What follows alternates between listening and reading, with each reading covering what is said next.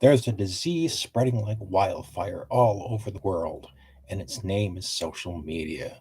The question becomes, what is the cure? Recently, uh, a gentleman, an American named Charlie Kirk, was murdered in Utah while he was making a personal appearance. And he is well known for being on social media, basically creating an organization called Turning Point USA. And he's 31 years old, and he primarily was going to colleges and universities speaking to young people in their late teens, early 20s, college students, people younger than him, and these young people. Um, uh, Grew to regard him as a role model or idol or a hero, whatever. Um, and Some people have said that Charlie Kirk's influence helped Donald Trump win the presidency by getting young people to get out to vote Republican or vote for President Trump in the last election. That's very possible. But at Utah, um, there was a single shot that killed him, and there was a video that was released almost immediately of a person dressed in black and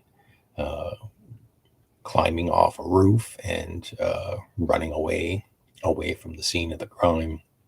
And when I saw that, I immediately thought that whoever was dressed in black and running away was probably a young person, because an older person, at least someone my age, probably couldn't move that quickly or as easily as that.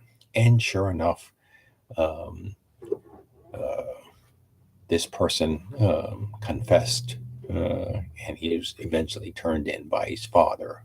Turned out to be a 22-year-old man named Tyler Robinson, who spent one semester at Utah State University before he left, and was in an apprenticeship program.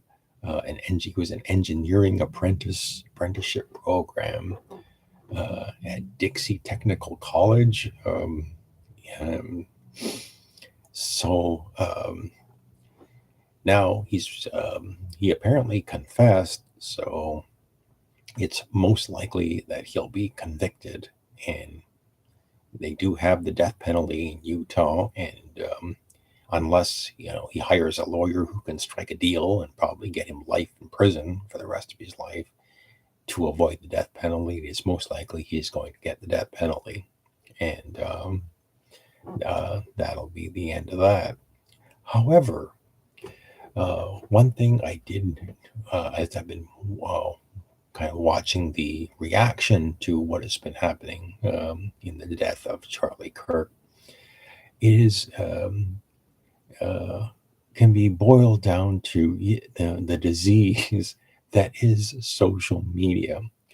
Um, if there's one thing that just seems to be infecting a lot of people, it is, in fact, this disease that is social media.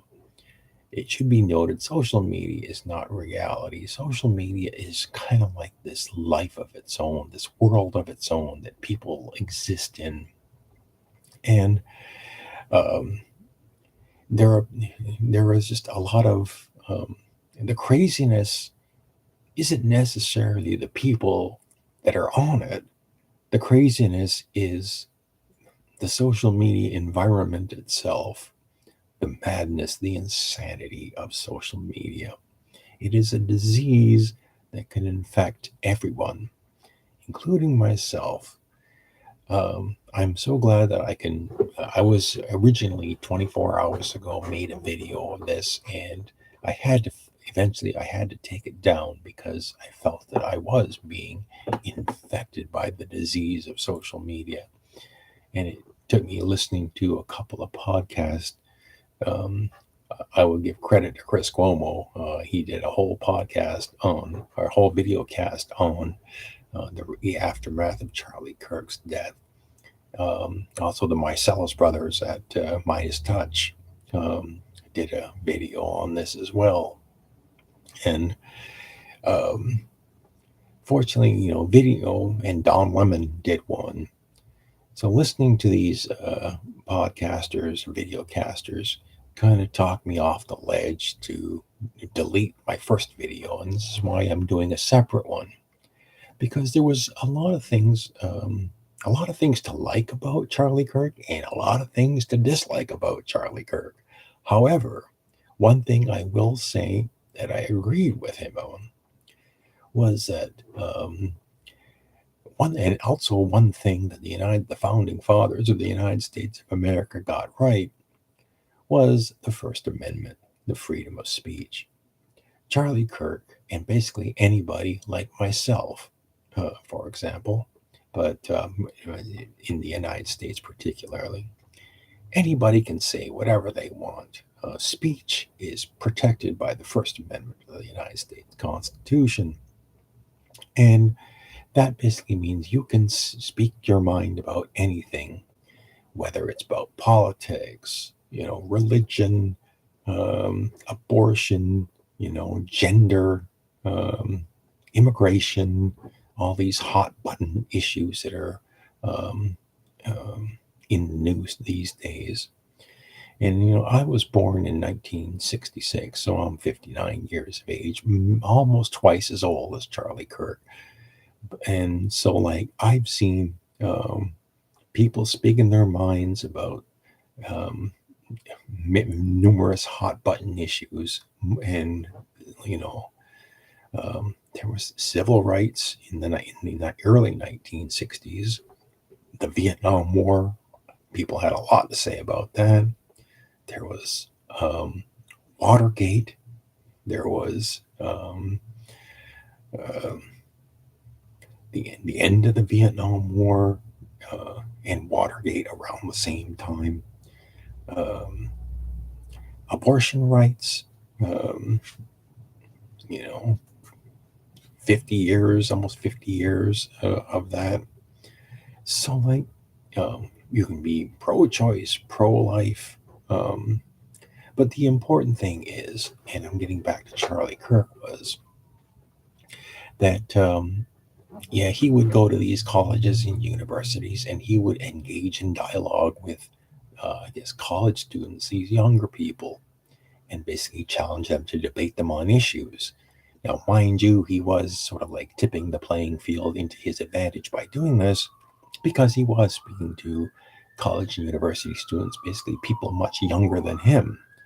Probably because he could probably handle a debate with individuals with even less life experience than him, rather than trying to debate someone like me who had like almost twice as much life experience as him.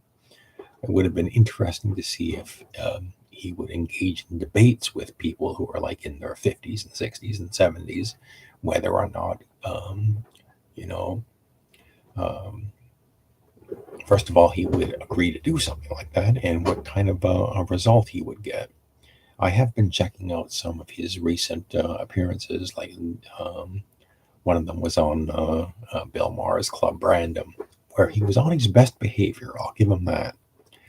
But I've also been checking some of the more controversial things that he said, primarily on his own show, the Charlie Kirk Show, where some of the things that he said have been some of the most outrageous things on women and race and gender, and particularly on guns, where he said something about how um, a certain number of gun deaths, would be unfortunately acceptable, just so that you can emphasize the Second Amendment. But I would remind people that if you took the Second Amendment in its entirety, doesn't exactly give people the right to own a gun. That just came in interpretations later on, which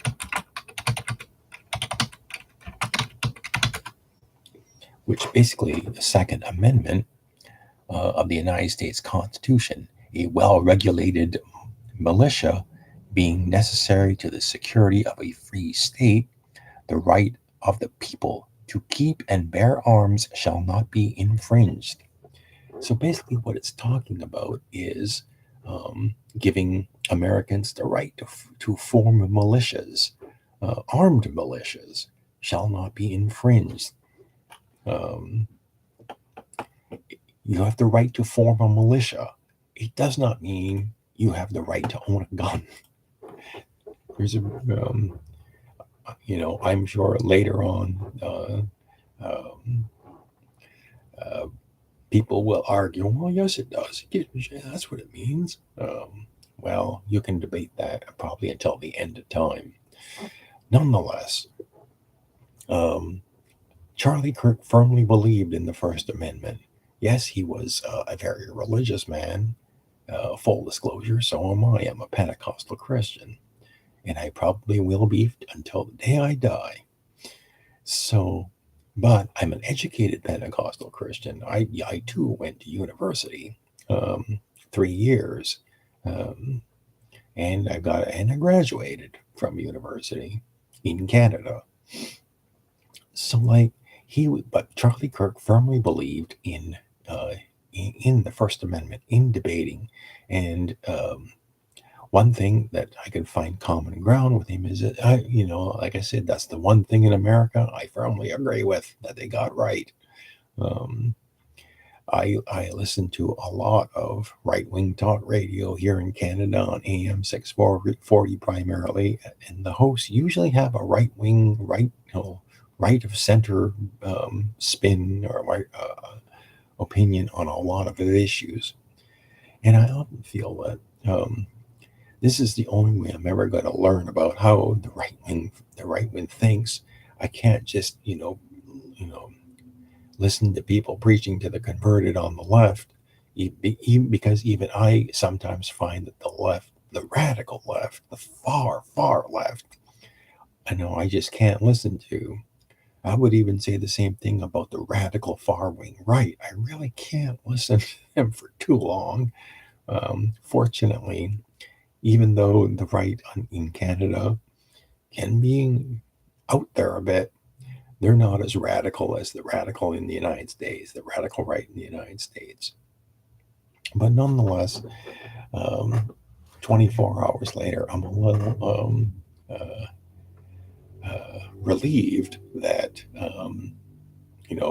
no thanks to the FBI, but all thanks to Tyler Robinson's father, who had a law enforcement background, for calling the police, calling the authorities, and basically turning his own son in, knowing full well that he's probably going to be prosecuted to the fullest extent of the law.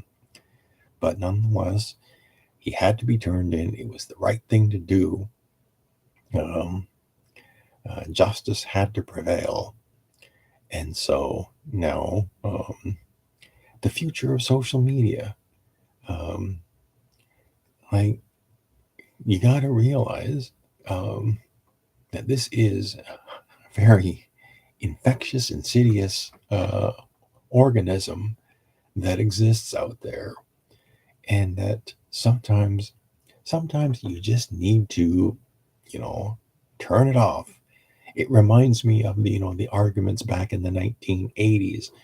I was kind of like one of those kids that was basically raised or by a television set. My mother would just place me in front of a TV, or I would go sit in front of a TV by myself and basically sit there for hours on end every night throughout the 1980s. And social media sort of has become the television of the 21st century. Yeah, kids no longer are sitting in front of TVs now. They're on social media. They're on their computers. They're on their phones looking at social media, and they're being raised by it. Some were saying that, oh, this guy, this Tyler Robinson, well, he was radicalized by the left woke academia, This guy was at Utah State University for one semester, 4 months, and then he left. I don't think that was, you know, and then he went to a technical college, being an engineering student. Um, I don't know how you can become, you'd have to explain to me how you become radicalized um, in those circumstances. I think that argument kind of falls apart immediately. What you need to look at is what happened when he left academia, um, Utah State University. Who were his influences outside of academia, and was it social media? Well, which I suspect it probably was, because apparently he was active on social media. And so, and keep in mind that his parents were registered Republicans. Um, he may not have voted for Donald Trump in the last election, but I kind of wonder if his parents were Trump supporters, or if he was raised inside a Republican right-wing household. But that's what I think. If you really want to sort of get inside of this guy's head, take a look at his social media. Who are what are the websites that he visited, um, and and what were the voices? Who were the people on social media that he was listening to, that made him become the person that he was? Um, you got you can't just sit back in your chair and basically get on your soapbox and complain about the woke left, the radical left. Um, that's just you're. I think that is like preaching to the choir, or whatever choir you preach to. Um, yeah, do some homework. Think very hard. And so, one thing that I kind of agree with, I don't agree with Chris Cuomo on a lot of stuff. I agree with him on some stuff. One thing I will agree with him on this is, and I think Rachel Gilmore also was talking about this on her one of her recent posts, is what is going to be the aftermath of this? Will there in fact be retribution? Uh, will there be people who will look at what happened to Charlie Kirk and will, in their own brains, feel that Charlie Kirk must be avenged, that someone on the left must be, killed in response? And that's where I feel the disease of social media is going to fuel something like that. And that would, that's going to instigate something that is really going to put gasoline on a bonfire. And what you certainly do not need are political leaders like Donald Trump and the Republicans, basically pouring the gasoline, providing the matches, providing the lighter fluid to raise this incendiary uh, bonfire. So like, um, I guess my final thought on this is, like what I did for 24 hours. Take a deep breath. Take a step back. Yes, you might be feeling angry. If you were an admirer of Charlie Kirk, if you agreed with him, or if he was like a role model to you, take a step back. Take a deep breath. Cool off. Cool down. And realize that like trying to get revenge, trying to avenge something just is not the answer. Because, the law doesn't matter who you are. It doesn't matter what political party you belong to. It doesn't matter whether you're left, whether you're right, whether you're Democrat, Republican, or even in Canada, it doesn't matter whether you're liberal or conservative.